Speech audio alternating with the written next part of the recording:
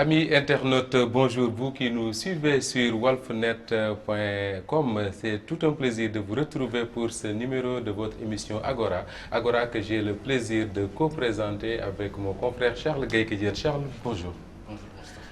L'autre, comment pense l'autre? L'autre qu'on appelle terroriste et qui ne raisonne pas comme nous. Est-il éthique d'essayer de comprendre l'autre? Autour de ces questions, nous aborderons les notions de raison, de violence et d'interprétation. D'ailleurs, lors de notre précédent numéro, nous évoquions avec des philosophes cette question. Est-ce que finalement le terroriste, quand il agit avec raison, passion ou foi? En tout cas, c'est les questions que nous allons essayer de poser à nos invités. Il s'agit de Sidi Lamine Niass. Il est le président directeur général du groupe Walfadjri. Sidi Lamine, bonjour.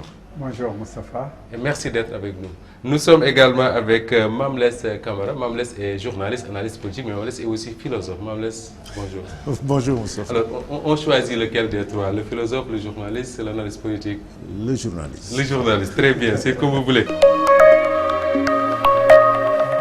De puissance sous la couverture de l'ONU interviennent selon leurs intérêts et certaines organisations humaines trouvent cela injuste. N'est-ce pas un devoir civil de ne pas respecter les règles dès lors qu'elles sont bafouées? La réponse dans ce nouveau numéro d'Agora. Alors, une toute première question, Mamles. Nous sommes musulmans, fondamentalement sénégalais. Il y a une façon de nous apprendre à pratiquer, à se familiariser avec notre religion. Est-ce qu'on peut faire tout cela en raisonnant comme un philosophe? Je crois que si nous raisonnons de manière globale, la totalité n'appartient qu'à la divinité. Mais en tant qu'individu, nous avons toujours une position dans l'espace, une vision et des cibles précises. C'est ça qui fait par exemple qu'un philosophe connu, Jean-Paul Sartre, considère qu'on n'est que ce qu'on se fait et on se fait en fonction de la manière dont on veut être perçu par l'autre. Donc il y a une sorte de dialectique, disons, entre ce qui est global et ce qui est individuel. D'accord. Alors, on va essayer d'introduire cette émission comme ça avant de parler de notions de violence et de terrorisme. Mamles dit quelque chose d'important en citant Sartre, on n'est que par rapport à ce qu'on veut faire soi-même. Nous, quand nous apprenons notre religion, il y a cette notion du destin, Sidi Lamine. On nous dit que tout ce qui arrive, c'est ce qui plaît au bon Dieu. Est-ce que cela veut dire quoi? Que moi, Moustapha, je dois croiser les bras, agir en fonction de ce que Dieu veut, ou bien il y a une part de responsabilité dans ce que je fais moi? Absolument, dans la religion, il y a le destin, mais il y a la destination. Donc, le destin, on n'y peut rien, parce que dans tout acte qu'on commet, il y a ce qu'on veut, il y a ce qu'on cherche, mais il y a aussi le résultat, qui peut ne pas être ce qui était cherché. Donc, ça, c'est le destin. Et il y a, au même moment, ce qui a été cherché, voulu, est fait avec un effort connu, avec un raisonnement. Vous voyez, tout, et ça, c'est la destination. Donc, la divinité fait le distinguo entre cette volonté qui est récompensée et l'autre aspect qui répond à d'autres normes, c'est-à-dire le destin. Pour dire comme l'Est, il y a la raison, pour parler des philosophes, mais aussi il y a la foi, il y a le cœur. Le tout n'est pas raisonnable. Si on parle d'irrationnel, il y a l'irrationnel qui n'est pas tout à fait, vous voyez, négligeable, puisque c'est un autre aspect qui agit dans notre vie. Dans notre vie, il y a ce qu'on voit, mais il y a aussi ce qui est caché. Donc, le virtuel est là. Il existe, mais on ne le voit pas. Aujourd'hui, le développement technologique a fait découvrir des choses qui existaient, mais qu'on n'avait pas exploitées. Donc, pour parler du visuel, de ce qu'on voit et de ce qui est caché. Donc, partant de tous ces éléments, je pense que la religion est le prolongement, ou bien la foi est le prolongement de la raison. les deux, la raison et la foi, le tout, en tout cas, constitue ce qu'on appelle la religion. Vous posez là une question importante avant de donner la parole à Charles. Il y a ce débat qui se pose actuellement en France. Le maire de Bordeaux, ancien premier ministre, Alain Juppé, a dit récemment que la laïcité, c'est d'abord l'acceptation des religions, mais il faudrait également que l'islam s'adapte aux réalités occidentales. Il faudrait enlever il a dit comme ça, enlever du Coran certains principes qui posent problème à la vie en Occident.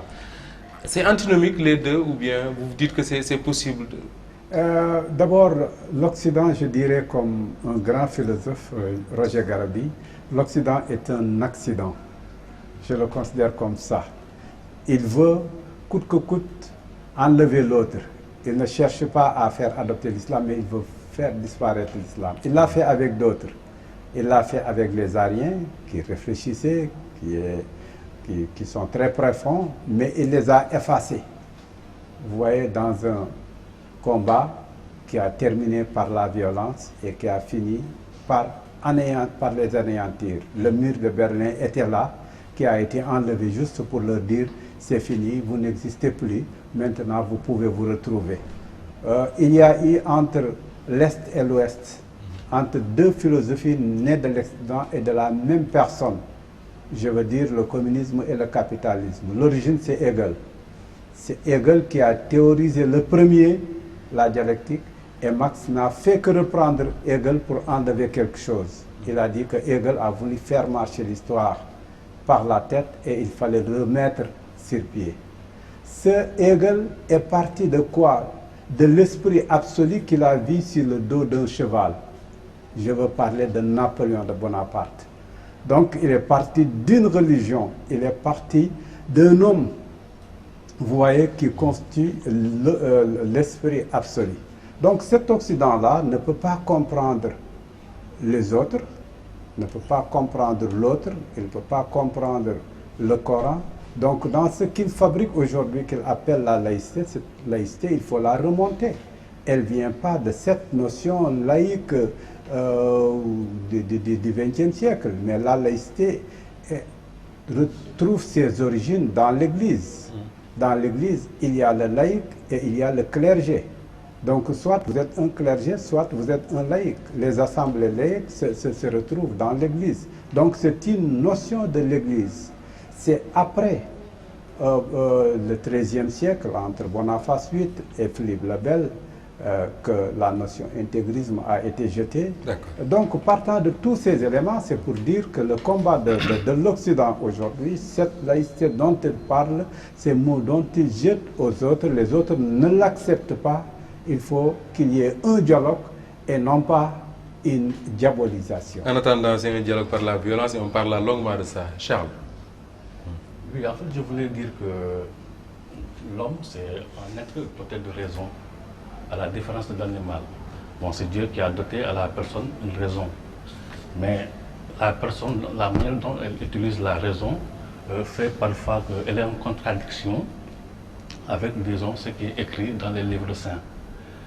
Mais à mon avis, c'est tout à fait normal aussi que la personne, dotée d'une raison, se pose des questions, s'interroge sur sa destinée. Pourquoi elle a été créée, pourquoi l'animal a été créé, pourquoi le monde a été créé, pourquoi le monde est ainsi. Mais je pense que la raison, en fait, d'une part, la raison peut constituer, disons, un obstacle à la foi, mais d'une part aussi, elle peut être un vecteur de croyance. Parce que bon, il y a des gens qui se basent, parce que n'oublions pas qu'il y a des philosophes, tu vois, des philosophes théologiens qui expliquent le monde, qui expliquent l'existence de Dieu par la raison.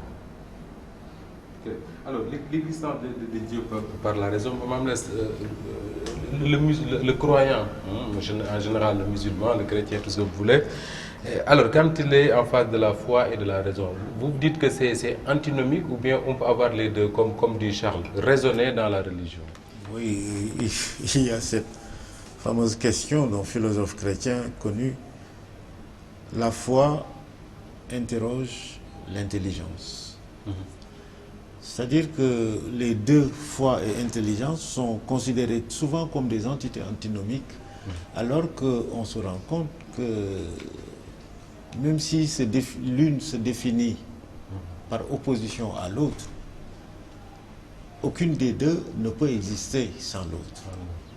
Donc c'est une coexistence à la limite absurde mais nécessaire, dont on trouve parfois des condensés presque chaotiques.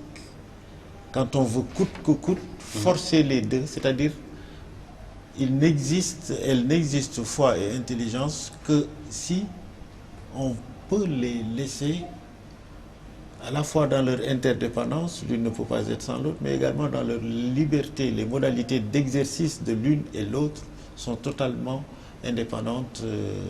C'est ça qui fait leur indépendance. Vous voyez, quand on veut forcer les choses, le régime de Hitler avait, entre autres slogans, celui de Gott mit uns, Dieu est avec nous. Alors que c'était l'entreprise la plus rationnelle et la plus froide de conquête de l'humanité par les armes, quitte à éliminer des parties entières de l'humanité au profit de celles qui étaient considérées. Donc c'est totalement rationnel.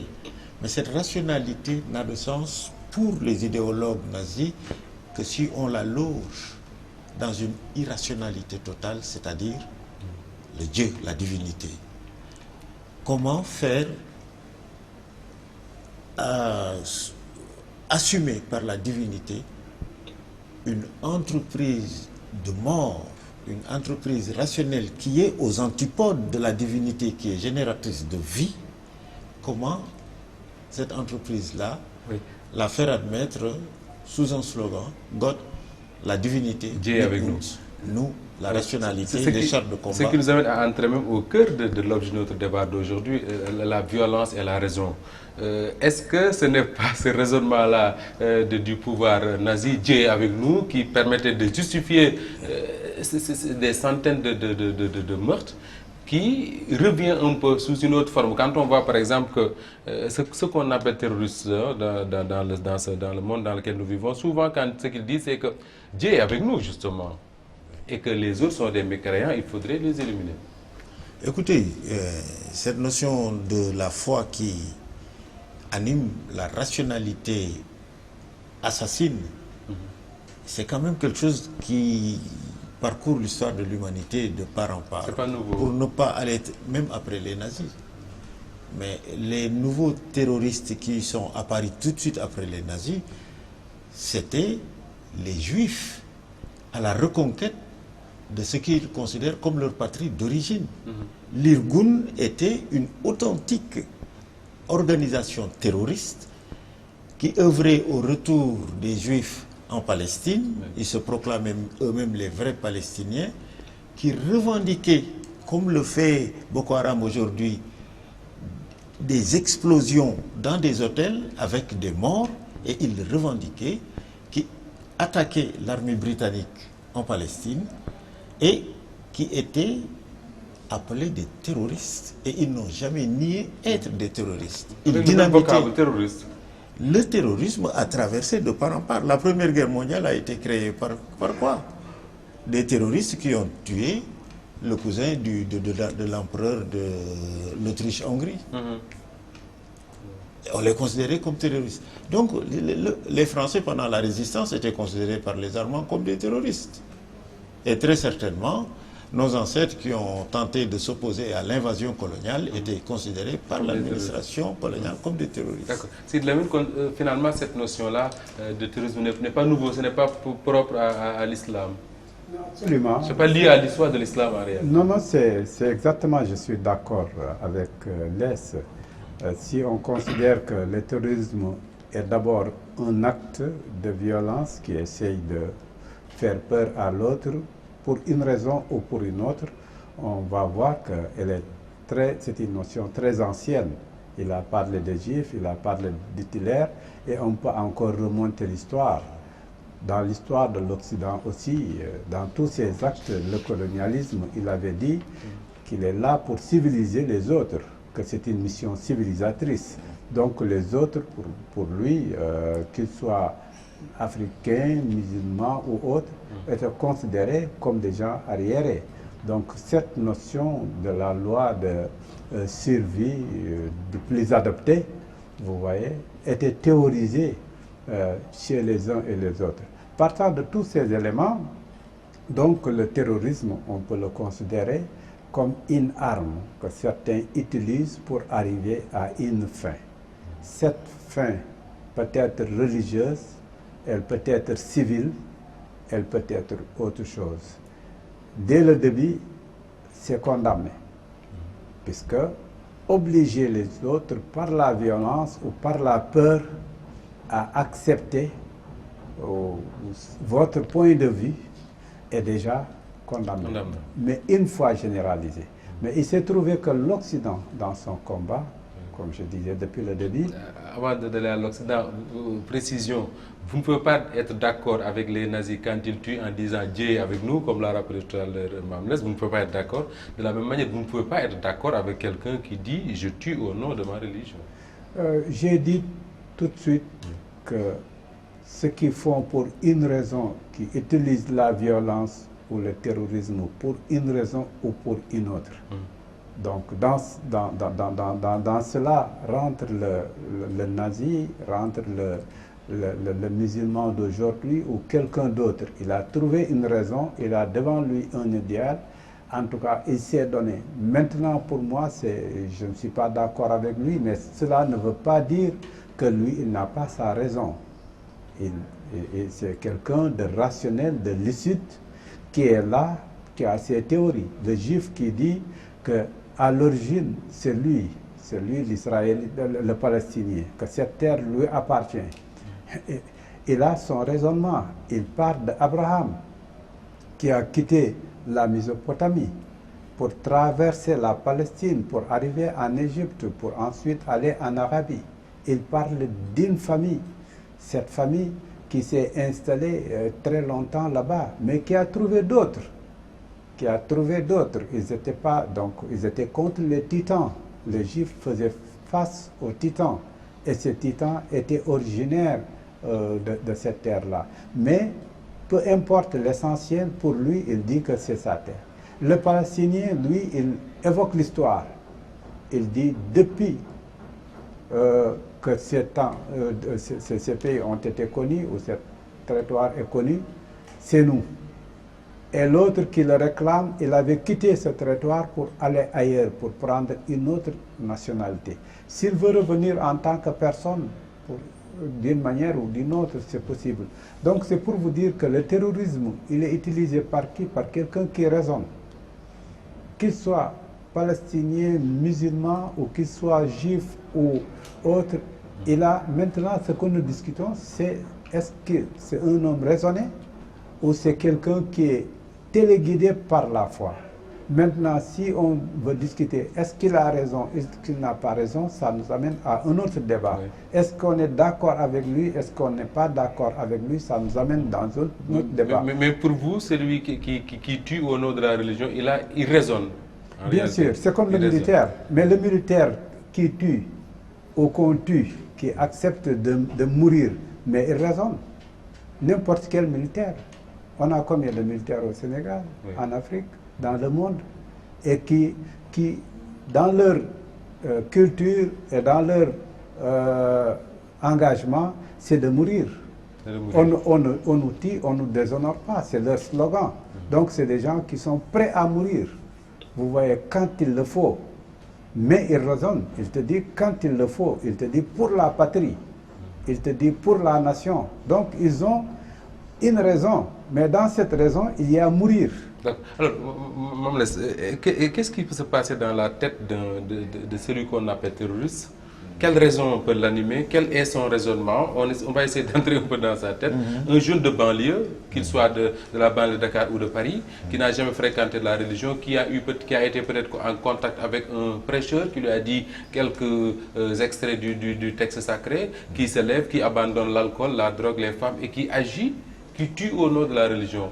Et s'il me dit, il a une raison, il a un raisonnement. Quel peut être ce raisonnement en réalité? Il a un raisonnement, il a une histoire, il a un contexte. le fait singulier de notre époque, c'est de décontextualiser l'engagement guerrier de personnes au nom d'une cause.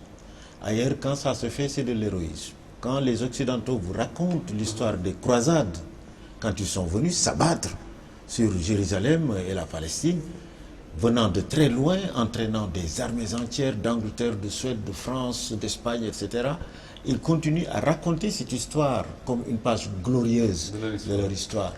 Mais pour le Palestinien, l'habitant de Jérusalem de ces périodes-là, qu'est-ce qui se passe? Un beau jour, des gens sont venus leur dire, ici repose notre Seigneur à nous, le Seigneur de notre religion, et nous voulons reprendre ces terres-là. Ouais. À quel prix? Combien y a-t-il eu de croisades? Et c'est tellement ancré dans la tête des dirigeants occidentaux, en tout cas de la plupart d'entre eux, que lorsque George Bush lance ses troupes à l'assaut de l'Irak, il dit quoi? Nous lançons une croisade. Une croisade. Avec son fameux axe du mal. Voilà. Donc, mais celui qui résiste, moi, à l'époque, il y avait un je ne sais quoi, qui résistait en Irak. Et bon, il était présenté... Mossadegh al-Sadr, je pense, il s'appelle comme ça. Je ne sais pas. On le présentait comme un chef terroriste. Mais moi, une fois, on m'a interrogé, j'ai dit, j'espère que si un pays plus fort envahit le Sénégal, nos enfants seront de bons terroristes, c'est-à-dire des gens qui résistent. Ça, c'est ce qui se passe dans la tête. Aucun individu ne se lève pour dire, je vais tuer des gens pour le plaisir de ma religion. C'est un non-sens. Cependant, les contextes que l'on occulte également sont explicatifs. Pourquoi, à un moment, les ressortissants, la religion a été le dernier lieu de ralliement, de frustration multiple, des gens à qui on a absolument tout pris et auxquels il ne reste plus que la force. Une cause partagée et une cause qui cherche des éléments de mobilisation en invoquant la religion. Écoutez, moi je pense que terrorisme est employé dans des sens tellement différents. Ouais. Pensez au Peur Rouge américain. Un jour, des gens sont venus leur dire, nous sommes trop malheureux là où nous vivons, en Angleterre, en Inde, on nous permet, en Irlande, on ne nous permet pas de pratiquer notre religion, nous venons prendre vos terres. Est-ce que le raisonnement est le même que pour le jeune de la banlieue de Paris, que le jeune homme de Boko Haram ou bien du Nord Mali, ou bien même des jeunes lycéens qui auraient été arrêtés à Yoff il y a quelques jours et qui voulaient peut-être... Je crois que maintenant, le djihadisme est devenu, comme je l'ai dit, le point de rassemblement de gens qui ont des frustrations multiples. Par exemple, le paysan, un jeune de Dakar ou un paysan sénégalais n'a pas les mêmes frustrations qu'un jeune de banlieue. Non. Cependant, ce qui les fédère, c'est d'avoir un adversaire commun. Alors, comment trouver un commun multiple? À ce rassemblement-là, l'islam est large. Et s'ils sont tous de religion musulmane, ils invoquent l'islam comme lieu de rassemblement et comme moyen d'identification. Et même ceux qui n'étaient pas musulmans, mais qui subissent les mêmes frustrations, rallient l'islam. Mais on se rend compte que ce n'est pas une guerre de religion. C'est une guerre d'autre chose, mais qui prend... Sous le couvert de l'islam. Sous le couvert de la religion. En fait, vous avez parlé de contexte. Mais moi, je dirais que en fait, c'est une question d'époque. Parce qu'au Moyen-Âge, par exemple, à l'époque du Moyen-Âge, à l'époque des croisés, dans la conscience collective, c'était normal que les gens fassent la guerre pour conquérir le peuple, conquérir le territoire et exporter la religion, à mon avis. Hein. Mais actuellement, avec, disons, le développement économique et scientifique et le déclin, surtout en Occident, de la religion, en Occident, autant pour moi, il est de plus en plus mal vu qu'une personne use de la violence, par exemple, pour soit contraindre une personne à épouser cette thèse. Parce que là, on n'est plus dans le cadre de conquête de territoire. Voilà, c'est ça. Très bien. Non, je ne suis pas d'accord avec Charles Gueye, que à cette époque dont il parlait, et qu'il appelle Moyen-Âge, elle était très avancée quand il y avait les deux guerres mondiales. Des moyens qui ont été utilisés étaient énormes, c'était grandiose. Hein? Et si on considère une autre époque aussi, on verra que selon cette époque, les gens raisonnaient.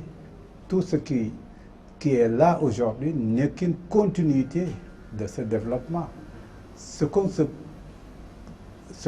peut demander, est-ce que cette façon de faire est légitime ou non? Est-ce qu'elle utilise la raison ou non? Mais maintenant, vouloir la circuler dans le temps et dans l'espace est une fuite en avant en quelque sorte. Puisque tout ce que fait l'Occident aujourd'hui, tout ce que font les autres aujourd'hui, ils le font à partir de références. C'est une continuité d'un combat. Pour reprendre un peu Mamles, vous avez parlé de la banlieue de Paris ou de Dakar ou d'ailleurs. Est-ce que les raisonnements sont les mêmes?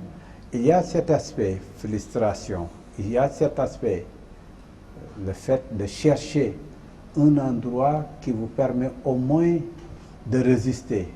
Donc pour résister, il vous faut, sur le plan en tout cas idéologique ou idée, c'est ce qui montre que c'est quelque chose de rationnel, de réfléchi, il vous faut cela. Hegel, je l'ai dit au début, il lui fallait Napoléon et il a parlé de l'esprit saint sur le dos d'un cheval. Donc pour lui, Napoléon était une divinité et il fallait partir de Napoléon. Et cet Napoléon était un guerrier. Il l'a dit après, comment dirais-je, Waterloo. Donc juste sorti victorieux et il a dit j'ai vu l'Esprit Saint sur le cheval, sur le dos d'un cheval. Donc partant de ces éléments, les données sont les mêmes. Le temps moderne dont vous parlez n'a pas avancé. Il a le même idéal. Mamles l'a bien dit en parlant de Bush. Bush, je pense, n'appartient pas au Moyen-Âge. Lui qui parlait, par exemple, de la croisade nouvelle, d'une nouvelle croisade. Lui qui parlait de la confrontation entre le bien et le mal, et l'axe du mal. Donc, lui, il n'est pas du Moyen-Âge. Donc, dire que cela n'existe pas, il faut voir, lui, l'Amérique qui est allée bombarder Nagasaki et Hiroshima, vous voyez, ce n'était pas au Moyen-Âge qu'ils l'ont fait. Hein? L'Afghanistan, l'Irak, je continue, la France avec la Libye. Tout ça, ce n'est pas le Moyen-Âge. Oui. Justement, quand Charles dit qu'il n'y a plus de territoire à conquérir, par exemple, on aurait compris s'il y avait, peut-être, Mamles l'a dit tout à l'heure, d'autres personnes qui viennent envahir le Sénégal, que nos enfants deviennent de bons terroristes. Je ne sais pas s'il existe de bons terroristes. Mais quand j'insiste sur les enfants de la banlieue de Paris notamment, c'est que c'est des Français nés en France, qui ont grandi en France, qui ont été éduqués par la société française, qui se retournent contre cette même société et qui agissent avec une extrême violence. Est-ce qu'il y a un raisonnement qui peut répondre à tout ce qu'on dit depuis tout à l'heure? C'est sûr qu'ils ont le raisonnement. Nous ne sommes pas, je n'ai pas lu exactement, je ne suis pas dans leur tête pour le dire, mais en les regardant, j'ai vu qu'ils ont été rejetés, que leur société les a rejetés. Encore les frustrations. À cause des frustrations, donc dès le début. Le fait d'être musulman, de s'appeler Hassan, Mohamed ou autre, ou Fatima, aujourd'hui, fait qu'ils n'ont pas droit à beaucoup de choses chez eux. Donc on a vu les événements de banlieue qui étaient un grand avertissement pour les Français. Quand Sarkozy a traité les jeux de banlieue de racaille. De racaille. Vous voyez, donc tout ça montre qu'en tout cas, ils peuvent avoir leur raison. Vous avez parlé de territoire aujourd'hui occupé, mais la Libye est occupée, elle est divisée en trois. Qu'est-ce qu'il a fait? C'est la France. Vous voyez, ce n'est pas les Libyens. Aujourd'hui, ils ne peuvent plus se retrouver. L'Irak, la Syrie. Donc, ça existe encore, cette occupation. Elle existe. Bon, maintenant, occupation, indépendance pour indépendance, on peut parler de Sénégal, mais ce Sénégal balkanisé, l'Afrique balkanisée, est-ce que cette Afrique aujourd'hui est indépendante? On peut poser la question et des gens un jour peuvent se soulever pour une raison ou pour une autre pour dire on veut notre indépendance. Cette indépendance n'est pas réelle. Donc tout ceci pour vous dire que nous ne sommes pas au Moyen-Âge ne veut pas dire qu'on n'a plus un idéal. Cela ne veut plus dire qu'on n'a pas un engagement pour une cause juste, pour la défendre, pour être prêt à donner la vie. Donc ça fait partie des raisonnements. Celui qui le fait, il raisonne, puisqu'il a un idéal, donc il n'est pas un animal, il n'est pas alimentaire pour lui dire, écoutez, aujourd'hui, on a à boire et à manger. Mais pour lui, il y a quelque chose de plus important, des valeurs qu'il manque. Donc, il faut quand même dire qu'il raisonne. Maintenant, on peut ne pas être d'accord avec tout raisonnement qui utilise la force. On peut ne pas être d'accord par tout raisonnement qui essaie d'anéantir l'autre. Tout ça, c'est valable.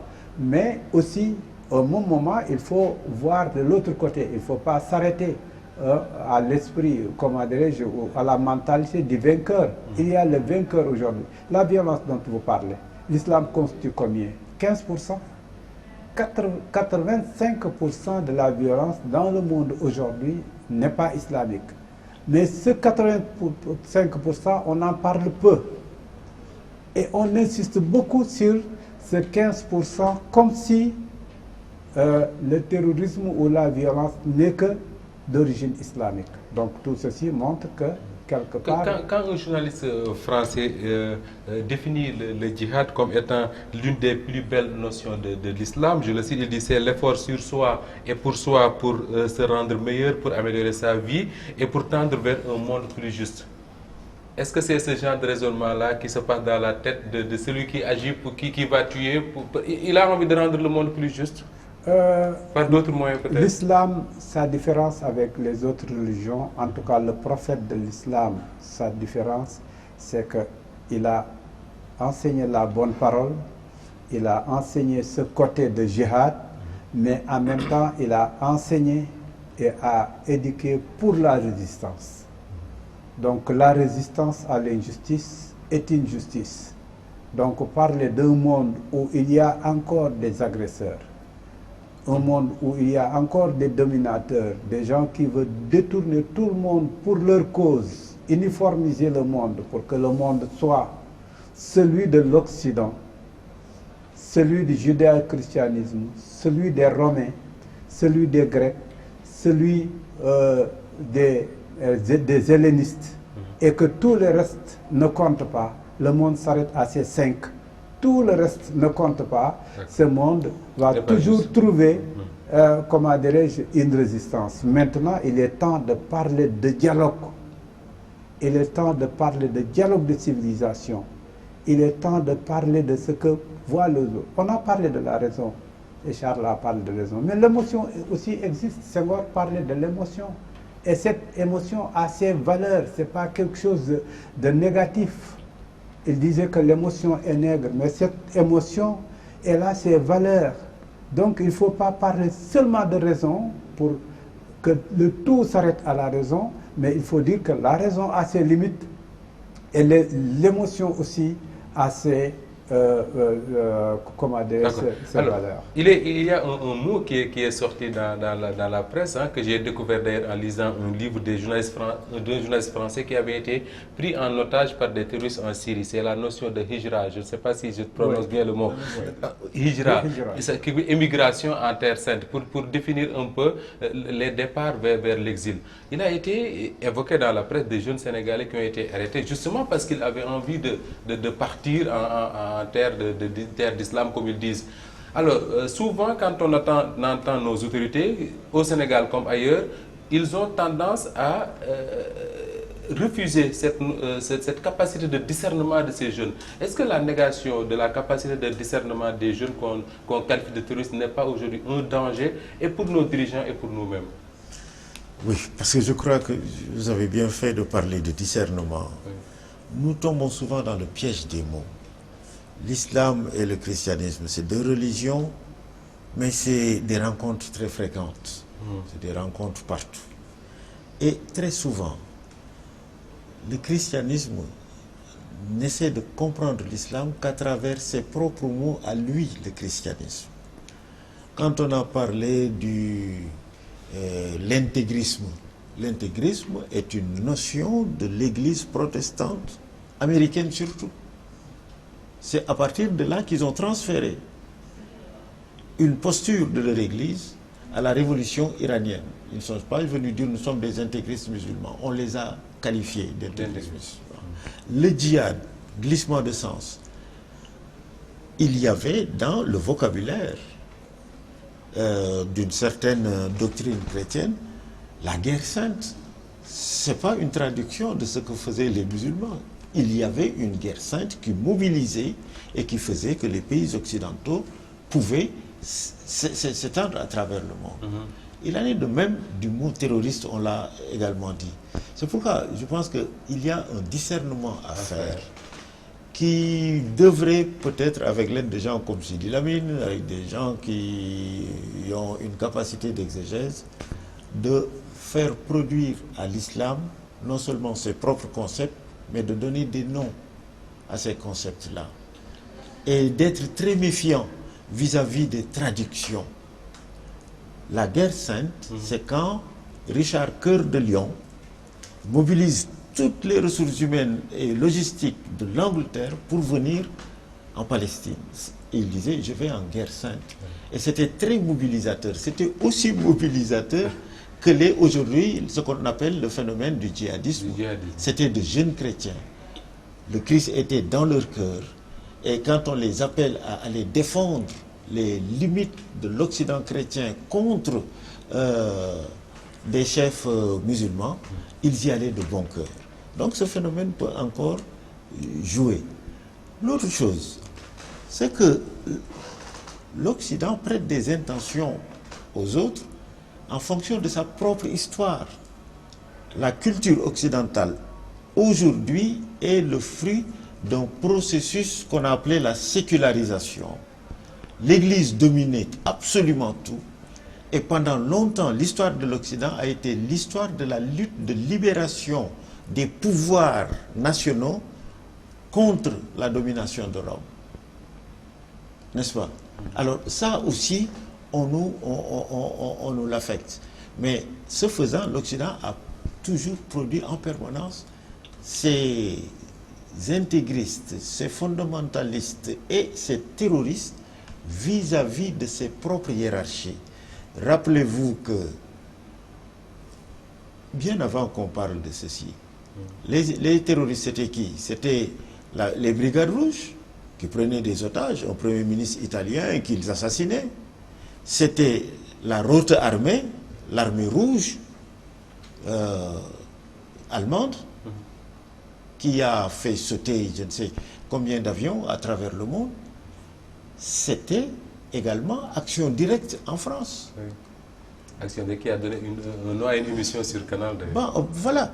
Donc, en vérité, l'Occident a toujours produit lui-même des guerriers contre ses pouvoirs, guerriers recrutés à partir de ses propres rangs.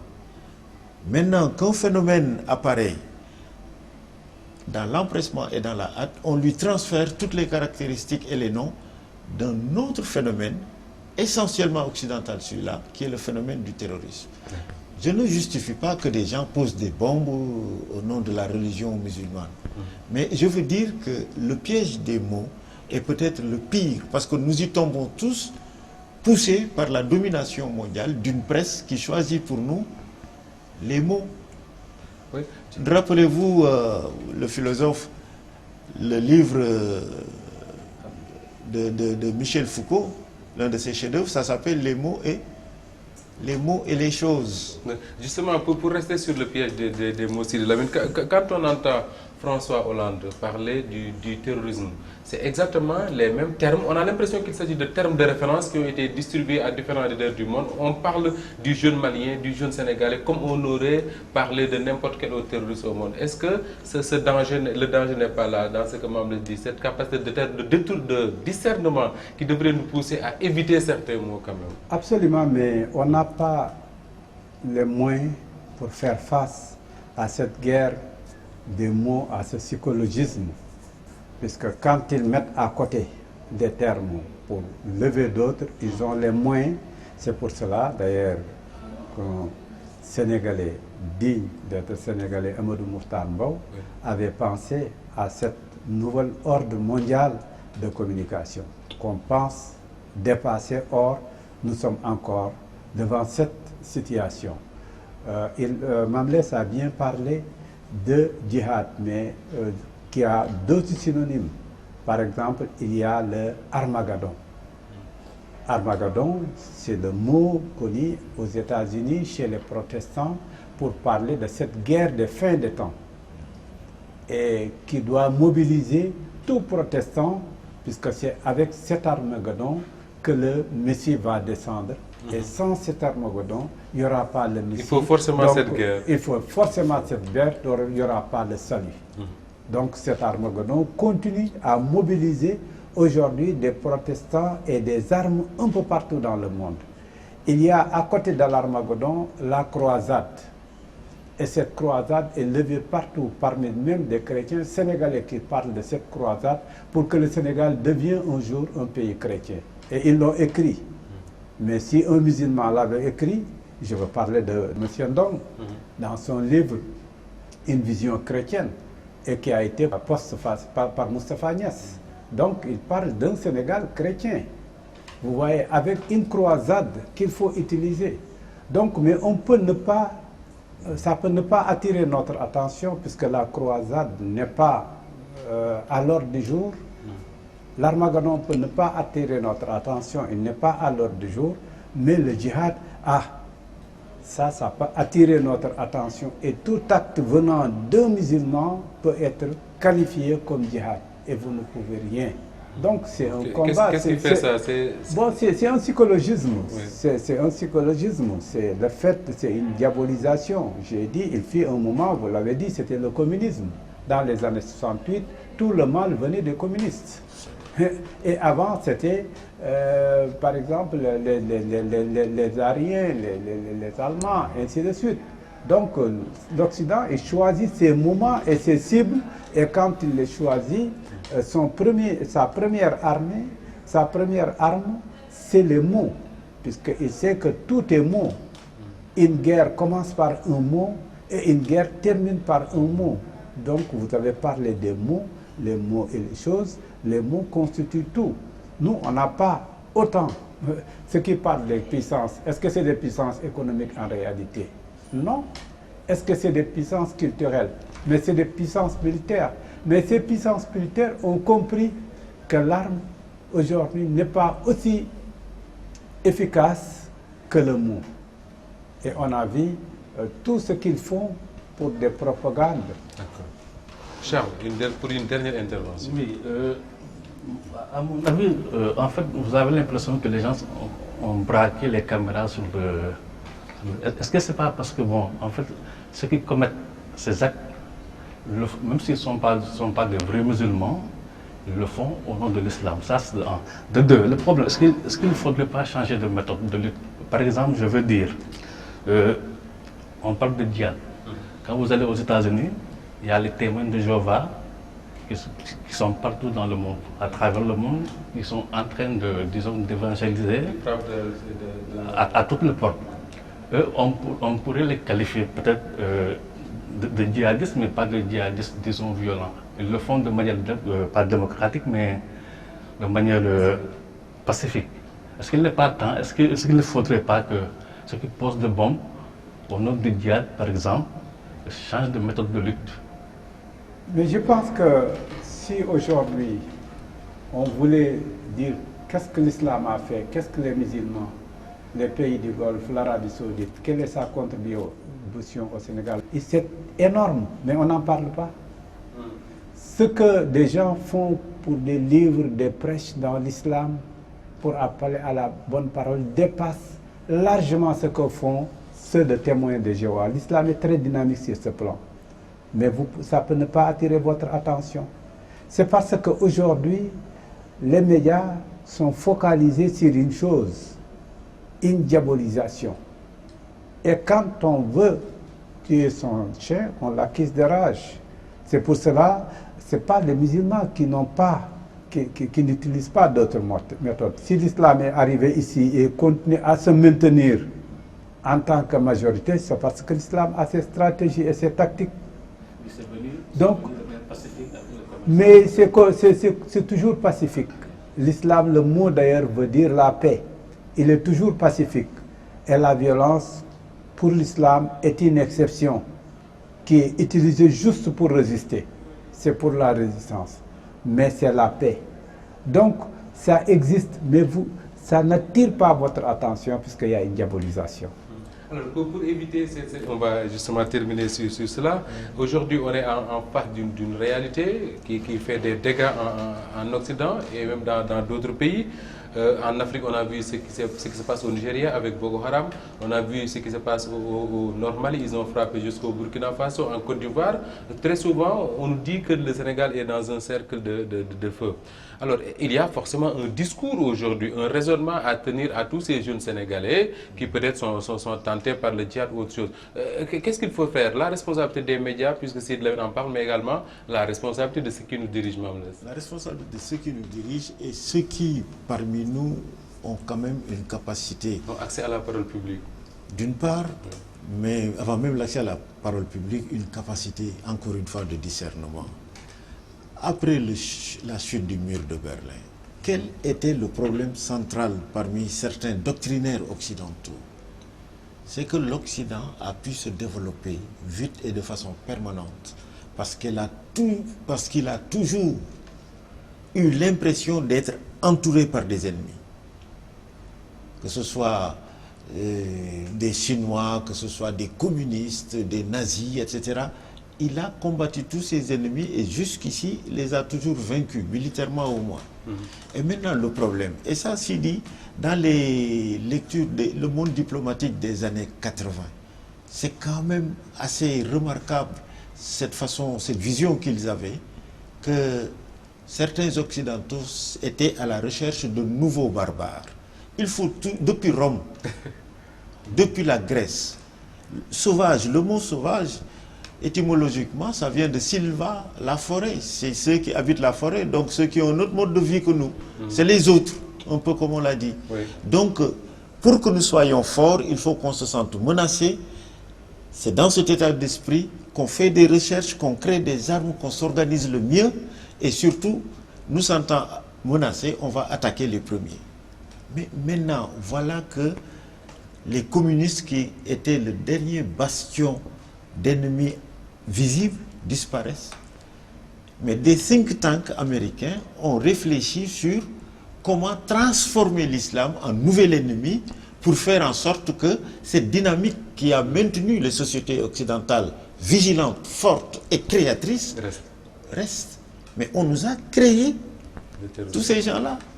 Absolument. Je pense que tout est parti d'une lettre, d'un message que Samuel Huntington a écrit en 1993 après le fameux livre de Fukuyama qui a parlé de la fin de l'histoire pour dire que ça y est, le monde occidental, le judaïsme-christianisme a gagné après la chute de Berlin, pour que Samuel Huntington dise faites attention. Et il a parlé de 8 civilisations et l'islam faisait partie parmi ces 8, mais il a indiqué que l'islam est le plus dangereux, il est le plus sanglant et qu'il fallait venir à bout à l'islam. Et tout est parti de ce 93 pour que juste après 2001, qu'on voit par exemple les événements de 11 septembre. Maintenant, le débat tourne autour de cet événement. Est-ce que c'est un événement qui a été créé de toutes pièces pour donner un prétexte, ou c'était une résistance pour dire arrêtez d'attaquer les autres? Et c'est tout un débat, mais l'essentiel, cette notion de complot, sans pour autant croire à un complot permanent, cette histoire de complot existe. Absolument. Besoin de nouveaux barbares pour rester performants. Mais là aussi, il faut faire. Les think tanks réfléchissent pour l'establishment. Certains se sont dit, est-ce qu'on peut trouver une équation pour détruire une religion comme l'islam, de la même manière que nous avons détruit une idéologie comme le communisme? Il y a des gens complètement fous derrière les gesticulations. Oui. Malheureusement, comme disait Bruce Lee dans son fameux film, quand le doigt indique la lune, il ne faut pas regarder le doigt, il faut regarder l'astre. Et l'astre aujourd'hui, c'est véritablement, sans faire dans la complotite, nous avons une culture qui s'est maintenue par la force et la domination. Maintenant qu'elle arrive au bout de son potentiel, il lui faut renouveler ses énergies. Et les énergies, c'est d'abord des énergies idéologiques. Chercher des ennemis, search and destroy. Voilà comment ça marche. Mamless Camara, merci. Ça a été vraiment un plaisir de vous recevoir sur ce plateau d'Agora en même temps que Sidi Lamine Niass, émission que je vous ai présentée avec énormément de plaisir en même temps que Charles Gaye Kidien. Merci à toi Charles. Merci. Mesdames et messieurs, on se donne rendez-vous dans 15 jours sur walfnet.com. Bien à vous. Avec leurs moyens sophistiqués et leur culture de la guerre pour établir la justice, les djihadistes se sont écartés de leur mission initiale. Le terrorisme a préféré islamiser le monde par la peur et le meurtre atroce au lieu de combattre les injustices. Ils auraient pu être nos héros, mais ils sont des monstres. Maintenant, des musulmans sont massacrés en Palestine, des civils tués par leur gouvernement, des chrétiens abattus par Boko Haram. Au lieu d'avoir le courage de combattre les oppresseurs, les terroristes préfèrent faire des victimes civiles. Et du coup, on a l'impression d'assister à un combat indirect entre des oppresseurs. Dès lors, la victoire finale reviendra au camp qui fera le plus de victimes. Le prophète, paix et salut sur lui, référence pour les djihadistes, n'a-t-il pas exigé lors du djihad de ne s'attaquer qu'aux oppresseurs, même si ces derniers ont fait des victimes civiles? C'est ce qui aurait pu faire la moralité des musulmans. Une différence, ne pas justement soigner le mal par le mal.